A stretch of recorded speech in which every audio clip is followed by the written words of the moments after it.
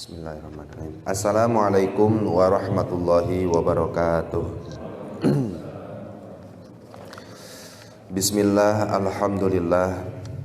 Alhamdulillahi rabbil alamin. Wabihi nasta'inu ala umurid dunya waddin.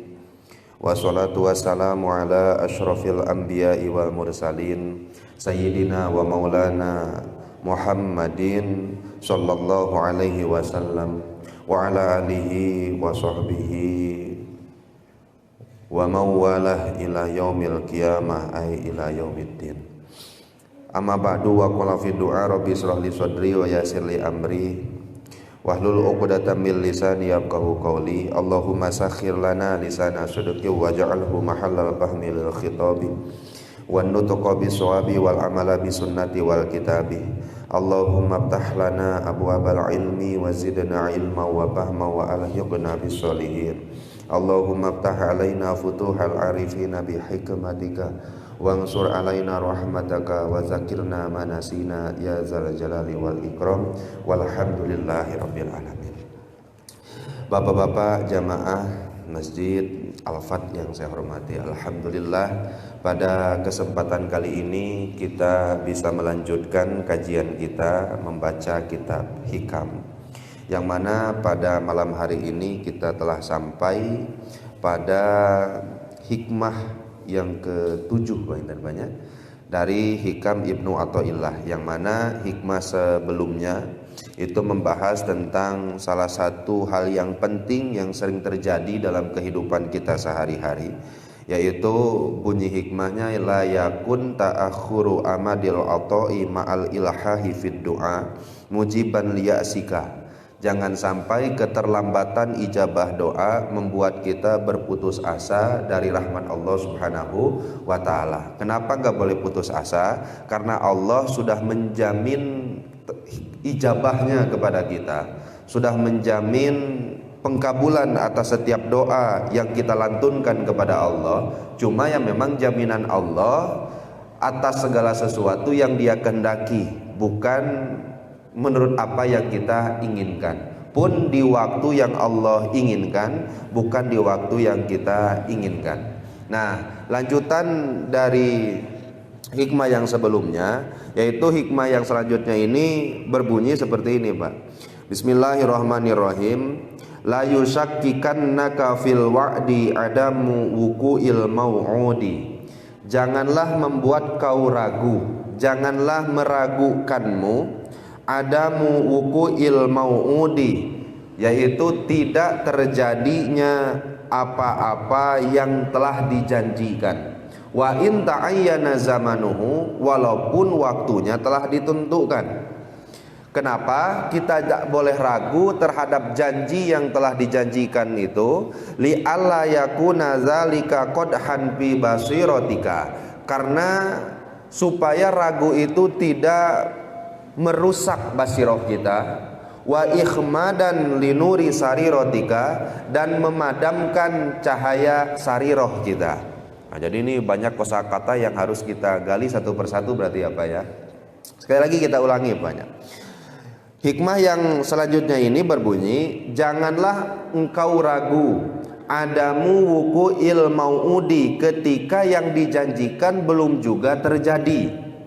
Jangan sampai ragu kalau yang dijanjikan belum terjadi. Kenapa nggak boleh ragu? Karena keraguan ini akan mengkonsekuensikan dua hal. Satu, akan qadhan li basirotika, merusak basiroh kita. Kalau basiroh sih pernah kita kaji ya Pak ya, di minggu-minggu yang lalu, di hikmah-hikmah yang sebelumnya. Selain merusak basiroh, ternyata wa ikhmadan linuri sarirotika, bisa juga memadamkan cahaya sir kita, memadamkan cahaya sariroh kita. Nah, sekarang yang disebut dengan ragu itu adalah wa at-taraddudu fil wuqu'i wa adamihi, yaitu bimbang atau mudar-mider cek urang mah. Fil wuqu'i wa adamihi, ini teh terjadi atau mual. Nanti kita kasih contohnya, Pak. Kemudian setelah kita pahami bahwa bimbang dan ragu itu tidak boleh, terus basiroh itu apa sih? Kemarin kan udah diketahui apa ya, bahwa basiroh itu lawan dari basor. Kalau basor alat untuk melihat yang dohir, basiroh alat untuk yang melihat batin. Artinya basor melihat tulisan atau makna yang tersurat, kalau basiroh melihat makna-makna yang tersirat. Itu basiroh. Nah, kemudian kalau sariroh itu apa?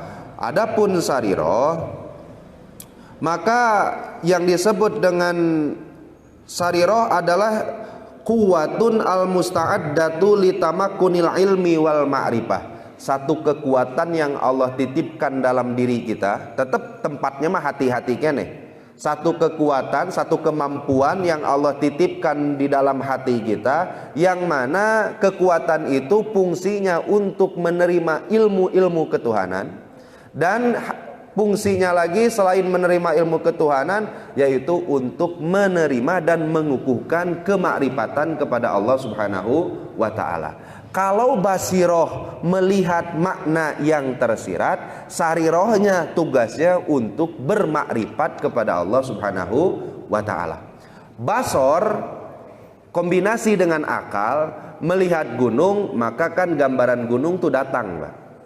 Tapi basiroh, ya kalau basiroh yang melihat gunung tersebut, maka yang hadir di dalam hati itu adalah bukan indahnya saja, tetapi betapa agung yang menciptakannya, kemudian betapa hebat yang menciptakannya. Setelah hal itu datang, maka timbul rasa, kan Pak ya, rasa yang hadir di dalam hati bahwa Allah Subhanahu wa ta'ala itu sebegitu hebatnya, Allah Subhanahu wa ta'ala sebegitu maha kuasanya, sehingga diri kita tersadar. Entah itu tersadar seakan-akan diperhatikan oleh Allah, entah itu tersadar seakan-akan melihat Allah, atau bahkan tersadar kita itu seperti orang yang sudah kenal dekat dengan Allah. Maka itu sariroh namanya. Sampai sini bisa dipahami atau tidak? Sampai sini Pak ya. Jadi kalau tadi kita sambungkan bahwa kalau kita ragu terhadap janji-janji Allah, janji-janji Rasulullah, maka hal itu bisa merusak basiroh. Satu. Yang kedua, bisa memadamkan nur kemakrifatan yang ada di dalam sir kita, di dalam sariroh kita. Nah, sekarang apa kaitannya dengan hikmah Ibnu Athaillah, Syekh Ibnu Athaillah yang sebelumnya?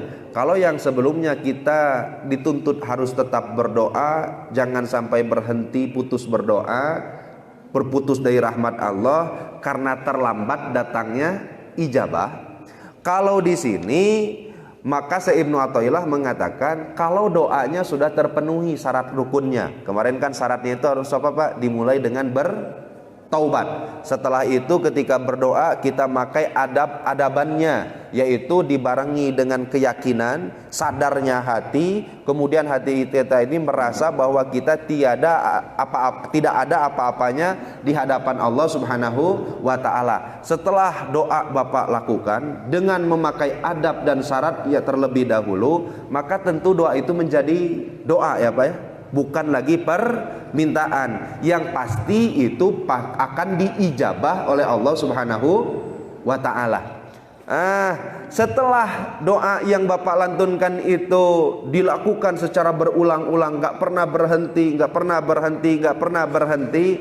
kemudian kok sampai sekarang belum juga terwujud. Hal itu jangan pernah membuat kita ragu terhadap janjinya Allah Subhanahu wa ta'ala. Kenapa? Karena kita tetap harus berhusnudon kepada Allah. Kalau sampai ragu saja terhadap janji Allah, maka rusaklah basiroh kita. Bahkan padamlah nur kemakrifatan yang ada di dalam sariroh kita. Nah, sehingga kemarin kan kita sudah terangkan banyak. Caranya berhusnudon terhadap Allah itu kayak gimana sih? Nah, ini kita terangkan satu-satu banyak.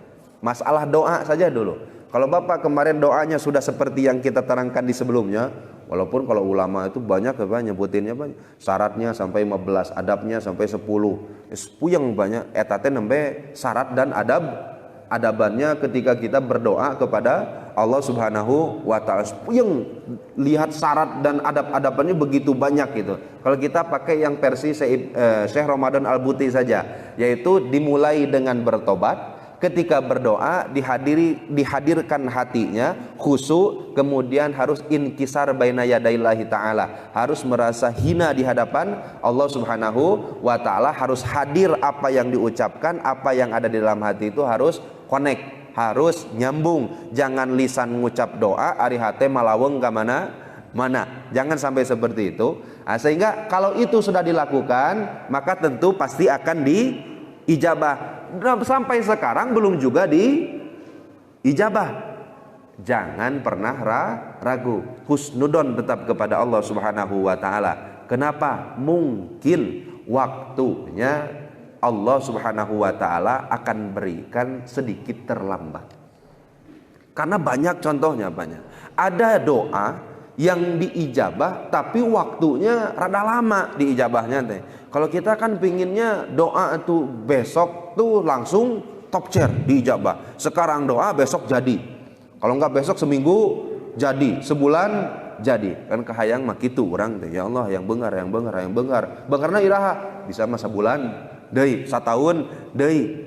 Maka kita lihat dalam salah satu ayat kemarin kan kita sudah buktikan salah satunya, yaitu ketika Allah Subhanahu wa taala memberikan berita tentang pengijabaan doa terhadap doa Kanjeng Nabi Musa dan Kanjeng Nabi Harun.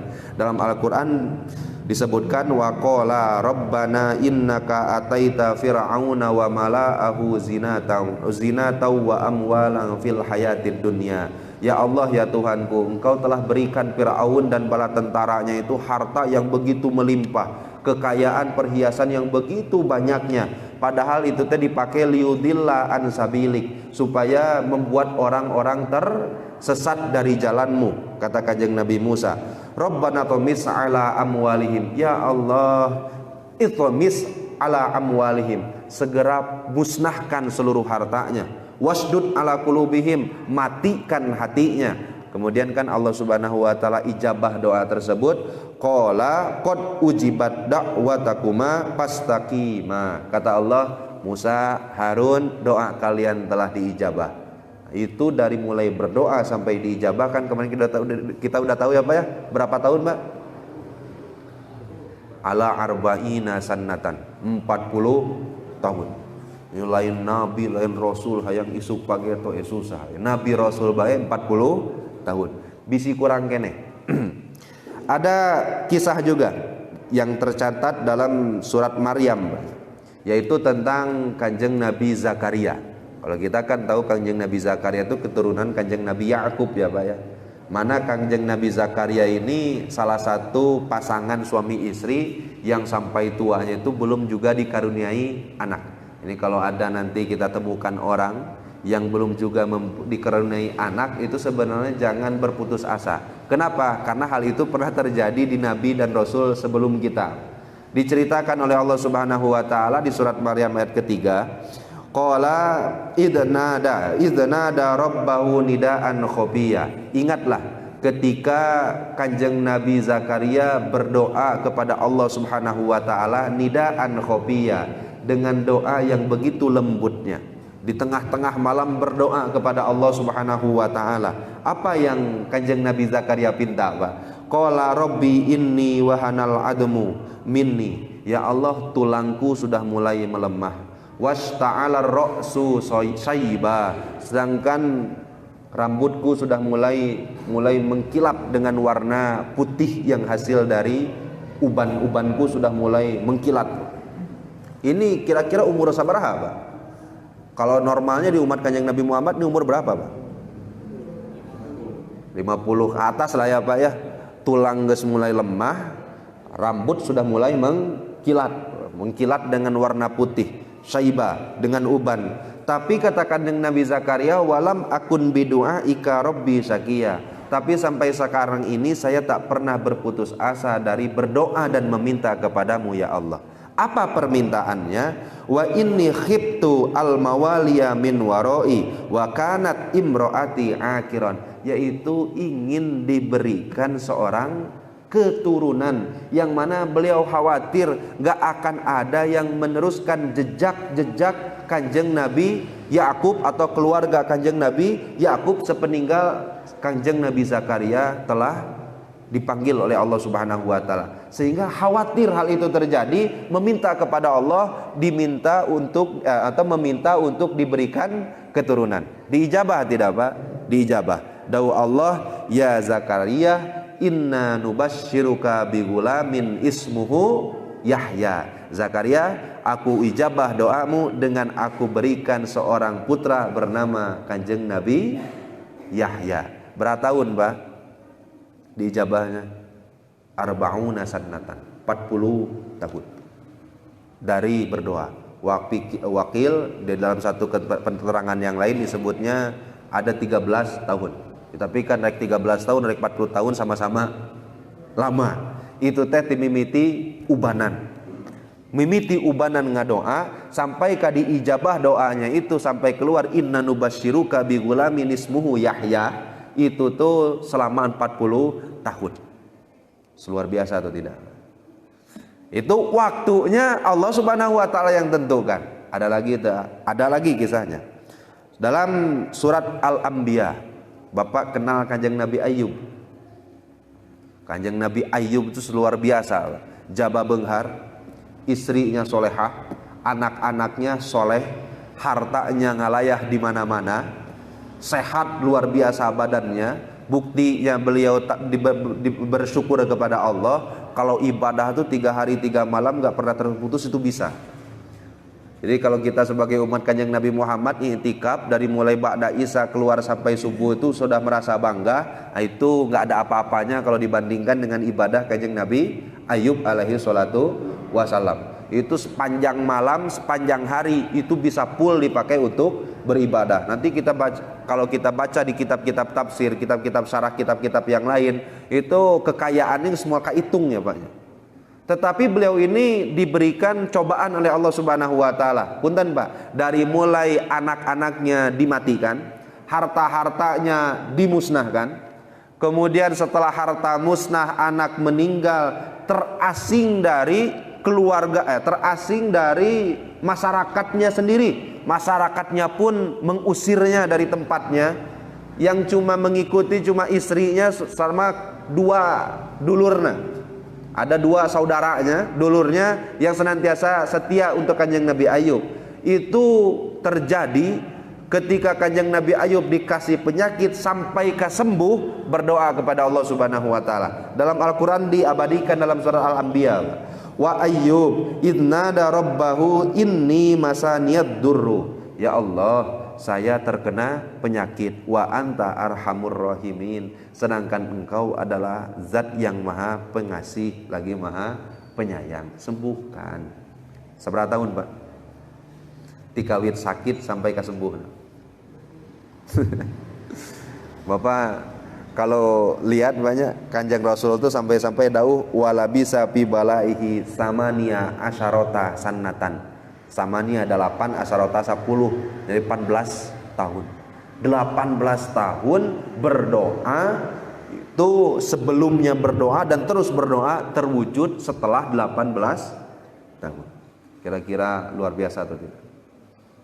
Luar biasa tuh. Pahalanya besar atau tidak? Besar ya.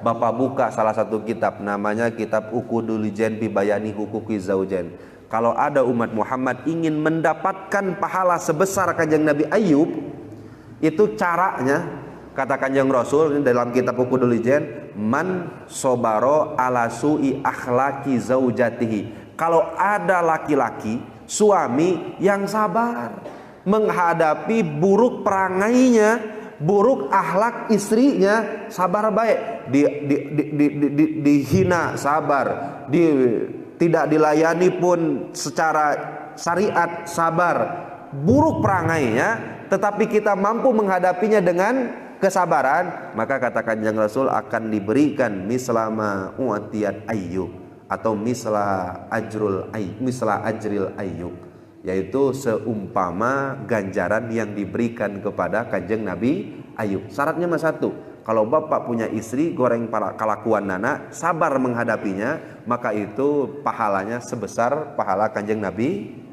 Ayub alaihissalatu wassalam. Siap tuh Pak? Tapi kan yang jadi masalahnya, ini sabarnya itu 18 tahun loh Pak. Tapi kan tidak membuat kanjeng Nabi Zakaria mangmang, tidak membuat kanjeng Nabi Zakaria ragu terhadap janji-janjinya Allah Subhanahu wa ta'ala. Kenapa? Karena waktu itu Allah yang nentukan kapan dan di mananya. Ya mungkin kanjeng Nabi Ayub itu sakitnya sekarang, tapi cek Allah kudu 18 tahun ke depan maslahat waktu yang harus kamu sembuh itu ya 18 tahun jadinya.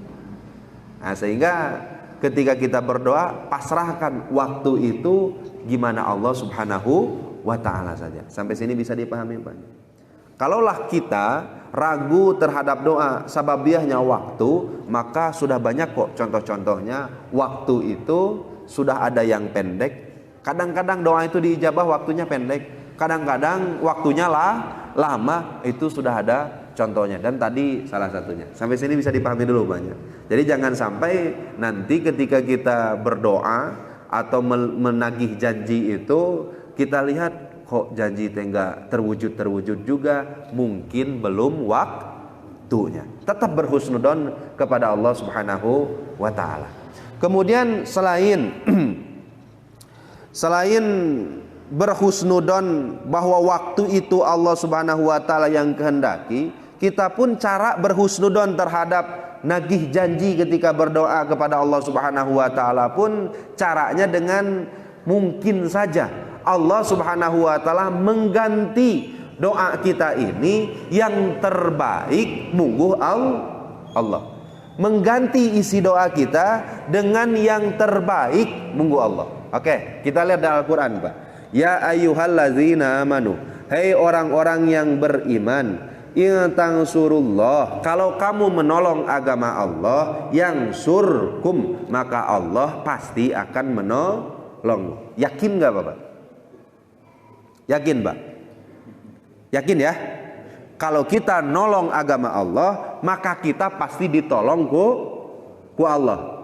Nah, mana bentuk pertolongan kita terhadap agama Allah? Ya kayak meramaikan majelis-majelis taklim seperti ini, dengan melakukan syiar-syiar Islam, atau bahkan dulu tuh berjihad fisabilillah, membantu dakwahnya Rasulullah. Sayyidina Abu Bakar, Sayyidina Umar, Sayyidina Utsman, Sayyidina Ali, kira-kira ini membantu agama Allah atau tidak?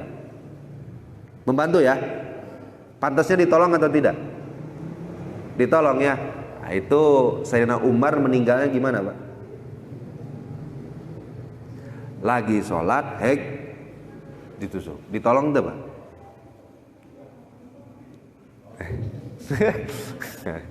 Bingung dewa. Sayyidina Utsman meninggalnya ada yang ngatainnya itu dibunuh, ada juga yang ngatain itu diracun. Intinya didolimi meninggalnya. Kintan-kintan ditolong atau tidak?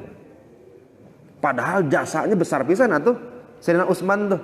Walau Sayyidina Utsman tuh kalau Bapak tahu Pak, itu senasab dengan Kanjeng Rasul. Kanjeng Rasul itu kan Sayyidina Abdullah. Kanjeng Nabi Muhammad itu ramana Sayyidina Abdullah. Sayyidina Abdullah putrana Sayyidina Abdul Muthalib. Abdul Muthalib putrana Sayyidina Hashim. Hashim putrana Sayyidina Abdul Manaf. Nah, Abdul Manaf ini kakek ketiga dari Rasulullah. Kakek kelima untuk Utsman, kakek kesembilan untuk Imam Syafi'i. Jadi Sayyidina Utsman itu dengan Rasulullah itu sebenarnya ada hubungan saudara. Keur saudara Rasulullah, nolong berjasa terhadap dakwah Rasulullah, meninggal terdolimi, ditolong enggak? Oke, bismillah. Lanjut selanjutnya Sayyidina Ali. Ya qatuluhu madbuhan. Itu ada yang menyebutkan bahwa Sayyidina Ali itu digorok meninggal. Sayyidina Hasan Husain pun itu Sayyidina yang digorok itu ketika Karbala itu kan itu digorok juga. Kira-kira mereka menolong agama Allah atau tidak? Tapi meninggal gening gitu. Nah, artinya apa? Artinya bukan janji Allahnya yang salah. Itu Allah Subhanahu wa taala berjanji kalau kita menolong agama Allah pasti akan ditolong oleh Allah. Tetapi caranya gimana? Allah. Mungkin kita menganggap bahwa pertolongan Allah ketika kita hidupkan syiar, hidupkan agama, kita hidupnya menjadi benghar. Mungkin perasaan kita gitu, prasangka kita gitu, pemahaman kita gitu. Mungkin ketika kita hidupkan syiar Allah, tolong agama Allah, urusan kita duniawi mudah, duniawi na mudah, awak na sehat, anak na soleh, istri na gelis bari soleha, akhirat masuk surga. Pemahaman kita kan pertolongan tuh kayak gitu, leres atau ente? Leresnya. Tapi cek Allah mah bukan gitu. Nanti kita terangkan salah satu yang pernah Nabi saja salah paham, ya apalagi model-model kita. Nabi Nuh saja pernah salah paham terhadap janji Allah, ya apalagi yang model kayak kita. Maka kata ulama, kenapa para sahabat Rasul yang notabene-nya penolong agama ini kok meninggalnya terdolimi semua? Karena mereka akan ditinggikan derajatnya oleh Allah nanti ketika di akhirat. Maka hal itu akan tercapai kecuali dengan cara seperti itu. Kalau orang mau diberikan derajat yang tinggi oleh Allah, pasti dicoba, pasti diuji. Dan ujian cobaan yang mereka dapatkan untuk mendapatkan derajat yang tinggi di sisi Allah Subhanahu wa taala di akhirat gak akan bisa tercapai kecuali dengan mengalami kejadian seperti itu. Hakikatnya pertolongan atau bukan? Jadi pertolongan. Secara dohir ya mungkin kita lah karunya ya ke rumah bebelaan harta beak dibawa pakai dakwah Rasulullah, tapi meninggal akhirnya terdolimi, terbunuh oleh orang lain. Kalau secara dohir sih mata kita nggak lihatnya nggak pakai basiroh sih ya udah benar tuh ya ditolong oleh Allah Subhanahu wa taala teh. Atau mulai ragu, basiroh rusak, sariroh padam. Nauzubillah summa nauzubillahi min zalik. Maka suatu ketika Pak, Kanjeng Nabi Nuh ketika Allah Subhanahu wa taala perintahkan untuk bikin kapal ya Pak ya. Itu akibat balukar banyaknya kaum yang tidak mau ikut kepada Kanjeng Nabi Nuh. Dakwahnya itu dalam beberapa keterangan disebutkan 1000 lebih Pak. 1000 tahun lebih. Pengikutnya berapa orang Pak? Berikutnya berapa orang? 1000 ada Pak? Kebanyakan tuh. 500? Kebanyakan 100? Di bawah 100. Nungilu tanya iya deui. Kanjeng Nabi Nuh teh ngaji, dakwah sudah disampaikan, wahyu sudah disampaikan. Yang ngikut hanya segelintir orang saja. Bahkan dari golongan keluarganya pun ada yang tidak ikut. Sehingga kata Allah, sok Nuh bikin satu kapal yang nanti kami akan sampaikan, akan turunkan banjir bandang. Nah, ini janji Allah Subhanahu wa taala, hatta idza jaa amruna, ketika nanti banjirnya sudah datang, siksaan azabnya sudah datang, maka ihmil piha min kullin zaujaini, bawa satu persatu makhluk Allah pasangan. Kemudian perintah Allah wa ahlaka, dan bawa juga keluargamu. Jadi yang akan diselamatkan oleh Kanjeng Nabi Nuh itu siapa aja Pak? Yaitu hewan yang pasang-pasangan, kemudian pengikut-pengikutnya, kemudian wa ahlaka, dan keluargamu. Maka ketika hal itu sudah terjadi, ketika banjirnya datang, siksaan azab Allah Subhanahu wa taala telah tiba, maka wanada Nuhu rabbah. Kanjeng Nabi Nuh malah berdoa kepada Allah Subhanahu wa taala, inna bani min ahli wa anna wa'dakal haq. Ya Allah, selamatkan itu anak saya. Saya nama nanti Pak? Kanan ya banyak. Terus kata Kanjeng Nabi Nuh, irkam ma'ana, sini tumpak perahu sareng kami. Enggak, saya mau naik nerekel karena gunung. Yuk simuni, nanti gunung ini bisa menjaga saya. Karena secara logikanya kalau kita kebanjiran itu kan naik ke darataran yang tinggi. Kan itu logika kita sama aja sebenarnya sama Kanan ya banyak. Kalau terjadi banjir kita kemana Pak? Ke gunung ya. Nah, itu logika itu udah pernah dipakai oleh Kanan, Mbak. Kata Kanan biasanya kalau ada banjir itu pasti ke gunung tuh selamat. Kata Kanjeng, moal hari ini mah geus moal aya nu slamet, kata Kanjeng Nabi Nuh. Moal. Sampai berdoa kepada Allah, ya Allah, inna bni min ahli. Katanya kan yang mau diselamatkan teh keluargaku. Itu kan anak saya teh keluarga, ya Allah. Wa anna wa'dakal haq. Sedangkan engkau kalau sudah berjanji pasti akan ditepati. Tadi kan yang mau diselamatkan keluarga aku. Maka kata Allah Subhanahu wa taala menjawab Kanjeng Nabi Nuh alaihi salam, qala innahu laisa min ahlik wa yana Nuh, itu mah bukan keluargamu. Fa innahu amalun ghairu sholeh, karena dia ini beramal yang tidak baik. Yang dimaksud keluarga oleh Allah Subhanahu wa taala adalah orang-orang yang beriman kepada Allah, orang-orang yang mengikuti dakwahnya Kanjeng Nabi Nuh, maka disebut ahluk, yaitu keluarga. Ari sadarah sakaturunan ari teu percaya mah eta mah bukan keluarga. Maka Kanjeng Nabi Nuh salah paham memaknai janjinya Allah Subhanahu wa taala. Mungkin saja enggak terjadi hal itu kepada kita, Pak. Kanjeng Nabi Nuh pernah kita, ya Allah, saya itu udah menyaksikan bahkan memahami dan mentapakuri ayat-ayatmu. Dari mulai ayat kauliyah sampai ayat kauniyah, dan salah satunya intang surullah yang surkumung loh, kalau kamu menolong agama Allah maka saya akan ditolong. Pemahaman kan kita tadi gitu, Pak. Dibengharkeun, disehatkeun, anak saroleh, istri geulis bari soleha, nepi ka ayeuna can ka wujud. Kira-kira kumaha tah, Pak? Prek wae gitu ngaji teh nya. Semua wae mah ngahidupkeun siar Allah tuh. Kenapa? Karena kita salah paham. Ilmu Allah lebih luas. Pemahaman Allah lebih luas, sehingga mungkin saja apa yang kita pahami dari janji Allah itu tidak sesuai dengan apa yang Allah Subhanahu wa taala kehendaki. Makanya asa antakrahu syai'an wa huwa khairul lakum. Kita enggak kehendaki malah itu yang terbaik. Tetapi wa asa antuhibbu syai'an wa huwa syarrul lakum. Kita kehendaki malah itu yang tidak terbaik untuk kita. Nah, sehingga ketika kita menagih janji atau mengharapkan janji, maka jangan sampai menuntut sesuai dengan apa yang kita inginkan. Bisa saja kita salah paham memaknai janji Allah Subhanahu wa taala. Sampai sini bisa dipahami atau tidak, Pak?